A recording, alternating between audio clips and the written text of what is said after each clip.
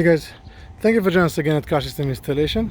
Today we're going to show you NESA 14-inch DVD installed on Chevy Suburban 2019. So we have the system installed here in the roof.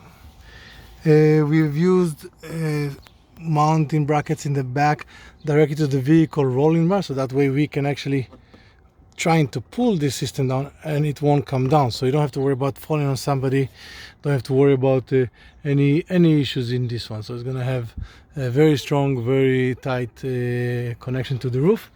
The system is a 14-inch, so you have 14 inches screen here.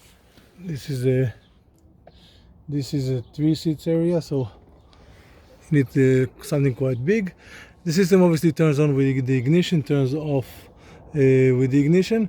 It has optional lights in here. The lights will turn on, but you can also connect them to the vehicle light system.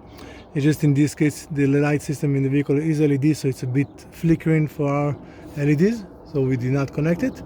And obviously when you turn the ignition on, it will have the DVD, everything showing in here. You have HDMI on this side, SD card and a USB, and on the other side we have the CD input. For more electronics for vehicles, you can always find us at Car System Installation. Subscribe to our channel and we'll see you next time. Have a good day.